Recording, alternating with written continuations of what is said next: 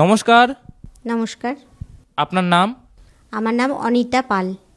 আপনি কোথা থেকে এসেছেন? আমি মুর্শিদাবাদ জেলার কান্দি শহর থেকে এসেছি। সন্ত রামপালজি মহারাজের কাছ থেকে নাম দীক্ষা আপনি কবে নিয়েছেন? আমি 2019 সালের মার্চ মাসে নিয়েছি। সন্ত রামপালজি মহারাজের কাছ থেকে নাম দীক্ষা নেওয়ার আগে আপনি কোনো ভক্তি সাধনা করতেন? হ্যাঁ, আমি ভক্তি সাধনা করতাম। রাধাস্বামী পন্থের সঙ্গে যুক্ত ছিলাম বিয়াসের। আমার স্বামী 20 বছর থেকে সেখানে ভক্তি সাধনা করেছে এবং আমি 10 বছর সেখানে তার সঙ্গে যুক্ত ছিলাম। এছাড়াও আমি হিন্দু ধর্মে প্রচলিত যেসব পূজা পার্বণ আছে সেগুলো সবই করতাম। দুর্গা মায়ের পূজা, ষষ্ঠী, লক্ষ্মী পূজা এবং যেগুলো প্রচলিত আমাদের পূজা আছে সেগুলো সবই করতাম। আপনি বললেন আপনি সন্ত রামপালজি মহারাজের স্মরণে আসার আগে অনেক ভক্তি সাধনাই করতেন। রাধাস্বামী পন্থের সাথে গত 20 বছর ধরে আপনারা যুক্ত ছিলেন। তাহলে সন্ত রামপালজি মহারাজজির খোঁজ কোথা থেকে পেলেন?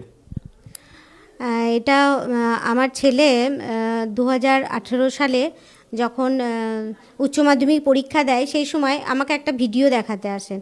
তো আমি সেই ভিডিওটা দেখতে চাই না, ওটা সন্ত রামপালজি মহারাজের সৎসঙ্গের ভিডিও। তো আমি তার আগে আমি বাচ্চাদেরকে ছবি আঁকা শেখাতাম, আর্ট টিচার ছিলাম। তো আমি ছবি আঁকছিলাম, তো আমাকে বলে যে এই সৎসঙ্গটা শোনো। তো আমি কিছুতেই শুনতে চাই না, কেননা একদিন আমি দেখেছিলাম যে সন্ত রামপালজি মহারাজ রাধাস্বামী পন্থের ব্যাপারে কিছু বলছিলেন। তো সেই জন্য শুনতে চাইছিলাম না। তো আমার ছেলে বলল যে তুমি শুনতে চাইছো না কেন, তুমি কি অন্ধভক্তি করবে? রাম রহিম জেলে গেল, তারপরে আশারাম বাপু জেলে গিয়েছেন, তাদের ফলোয়ার্সরা অনেকেই সুইসাইড করেছে, তো তুমি কি সেরকম অন্ধভক্তি করতে চাও? তখন আমার মাথায় এলো যে ঠিকই তো বলছে, একটু একবার শুনেই নিই কী বলতে চাইছেন। তো যখন আমি ওনার সৎসঙ্গ শুনি, ফার্স্টবার শুনেই আমার মানে এমন একটা হয়েছিল যে অনেক দিন ধরে হয়তো কেউ জল খায়নি, পিপাসার্ত, কিংবা কেউ খায়নি অনেক দিন, ক্ষুধার্ত, সে যদি খাবার পায় তার মানে অবস্থাটা যেরকম হয়। তো আমার এতদিনে যে মনের মধ্যে যে প্রশ্নগুলো ছিল, যেগুলো আমি রাধাস্বামী পন্থে গিয়ে সেগুলো কখনোই পাইনি, সেই প্রশ্নের উত্তরগুলো, সেগুলো আমি সমস্ত সন্ত রামপালজি মহারাজের সৎসঙ্গে পেয়েছি এবং শোনার পরে আমার একদম মন তৃপ্ত হয়ে গিয়েছে। হ্যাঁ, তারপর আমি আমার ছেলে তখন পরীক্ষা চলছিল, কিন্তু আমি তখন কি করলাম, আমি আগেকার যে বইগুলো ছিল রাধাস্বামী পন্থের, তারপর আমাদের বাড়িতে গীতা ছিল, সেগুলো খুলে প্রমাণগুলো আমি মেলাতে শুরু করলাম। 1 মাস আমি এগুলো সমস্ত কিছু মেলাই এবং দেখি যে না, আমি এতদিন ধরে যেটা করে আসছি সেটাতে কোনো লাভ হবে না, আমার এখানে আমার মুক্তি পাওয়া সম্ভব না। তখন আমি ভীষণ কান্নাকাটি করি, আমার মানে শুধু ওই দিকেই আমার মনে হচ্ছে যে কি করছিলাম আমি এতদিনে যা করছিলাম সব বৃথা চলে গেল। তো তখন আমার ছেলের পরীক্ষা চলছে, ছেলে বলছে মা, সবাই পরীক্ষার জন্য সব মারা কত চিন্তিত, সবাই পরীক্ষা নিয়েই ব্যস্ত আছে, আর তুমি এইসব নিয়ে পড়ে আছো। কারণ তখন আমার ওই দিকেই মন হচ্ছে, কেননা আমি একটা জন্ম মৃত্যুর ব্যাপার, এটা সারা জীবনের এতদিন ধরে আমি যেগুলো করে আসছি সেগুলো সবই বৃথা চলে গেল, এই নিয়েই মানে খুব কান্নাকাটি করছি এবং পরমাত্মাকে খুবই ডাকছি যে যদি তুমি সত্যি পরমাত্মা হও তো আমাকে ঠিক রাস্তাতেই যেন নিয়ে যেও। তো আমি তারপরে আমার ছেলে বললো যে আমি ওখানেই দীক্ষা নেব, আমি অন্য কারো কাছে দীক্ষা নেব না। তো আমি ওর সঙ্গে যাই এবং তখন আমিও সন্ত রামপালজি মহারাজের কাছে দীক্ষা নিই। আপনি বললেন সন্ত রামপালজি মহারাজের কাছ থেকে নাম দীক্ষা নেওয়ার আগে আপনি রাধাস্বামী পন্থে গত 10 বছর ধরে ভক্তি সাধনা করছিলেন।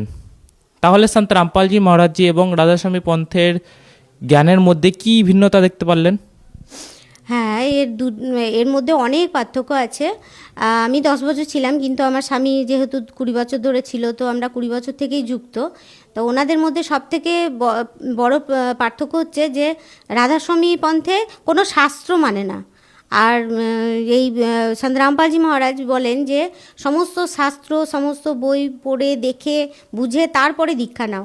কিন্তু রাধাস্বামী পন্থে কোনো শাস্ত্র কোনো কিছুই মানা হয় না, ওনাদের যা নিজেদের বই লেখা আছে শুধু সেইগুলোই পড়তে বলেন ওনারা।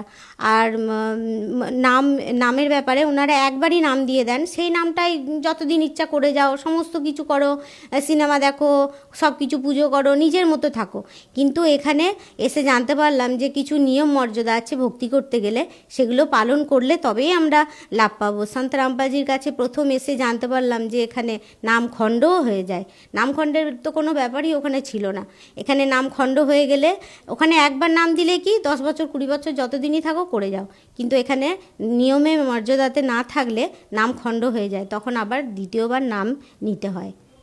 আমরা শুনেছি সন্ত রামপালজি মহারাজজির কাছ থেকে যারা নাকি নাম দীক্ষা নেন তাদের অনেকজনেরই অনেক লাভ হয়। আপনার কি কি লাভ হয়েছে?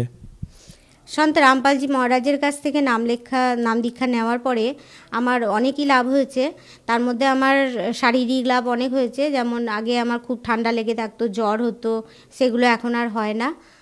তারপরে আমার যেমন আগে যেমন অর্থ তো ছিল, আমার স্বামী চাকরি করতো, কিন্তু সংসারে যেন সবসময় একটা মানে টান টান অভাব একটা হয়েই থাকতো, সেইগুলো এখন মানে সমস্ত কিছু পরিপূর্ণ ভর্তি সংসার, আমার কোনো কিছুর অভাব নেই। আর আমার তখন বাড়ি ঘরের একটু প্রবলেম হচ্ছিল, কিছুতেই আমার বাড়ি মানে কমপ্লিট হচ্ছিল না। তো সন্ত রামপালজির কাছে নাম দীক্ষা নেওয়ার পরে আমার বাড়ি আস্তে আস্তে 3তলা 4তলা কীভাবে হয়ে গেল আমি নিজেও জানি না। হ্যাঁ, এছাড়াও আরেকটি চমৎকার আমার সাথে হয়েছে। সন্ত রামপালজি মহারাজ আমার জীবন দান দিয়েছেন। আমি একবার গাড়ি করে শিলিগুড়ি যাচ্ছিলাম, তো যাবার পথে আমার চলন্ত গাড়ির চাকা হাই রোডের উপরে একদম স্পিডে গাড়ি যাচ্ছিল, পিছনের চাকা খুলে চলে যায় এবং আরেকটি চাকাও প্রায় খোলার মুখেই, এবং যেতে যেতে কী হলো, গাড়ি মানে অ্যাক্সিডেন্ট মানে হচ্ছে, কিন্তু গাড়িটা কিনা এক সাইডে গিয়ে দাঁড়িয়ে গেল, মানে যেন মনে হলো কেউ যেন গাড়িটাকে দাঁড় করিয়েছে, এবং আমার কোনো শরীরের অঙ্গ প্রত্যঙ্গে কোনো জায়গায় কোনো ক্ষতি হয়নি। তো উনি সেই আমাকে জীবনদান দিয়েছেন। আর এরকম আমার স্বামীর সঙ্গেও হয়েছে। আমার সঙ্গে আবার এই কিছুদিন আগেও একটা পথ দুর্ঘটনা মোটরসাইকেলে হলো, সেখানেও আমার সেরকম কিছু হয়নি। তো সন্ত রামপালজি আমাকে জীবনদান দিয়েছেন।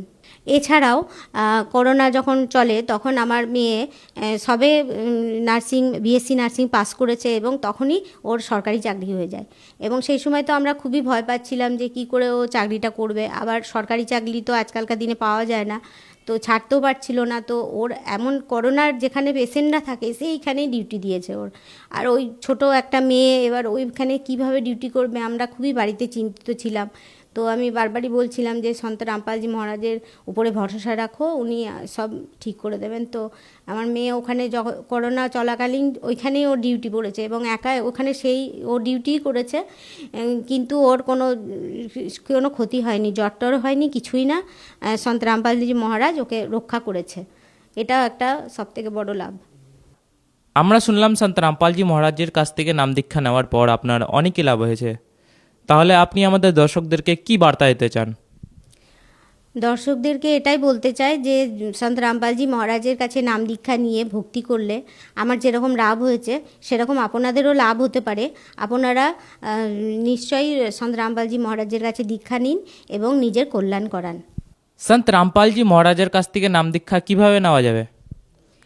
আমাকে যারা এখন দেখছেন টিভিতে হোক বা ফোনে ইউটিউব চ্যানেলে হোক, এই নিচে যে একটা ফোন নাম্বার যাচ্ছে সেখানে ফোন করলেই আপনি নিজের নিকটবর্তী সেন্টারের নাম্বার পেয়ে যাবেন, এবং সেখানে যোগাযোগ করলে আপনি সমস্ত তারাই বলে দেবে যে কিভাবে নাম দীক্ষা নেবেন।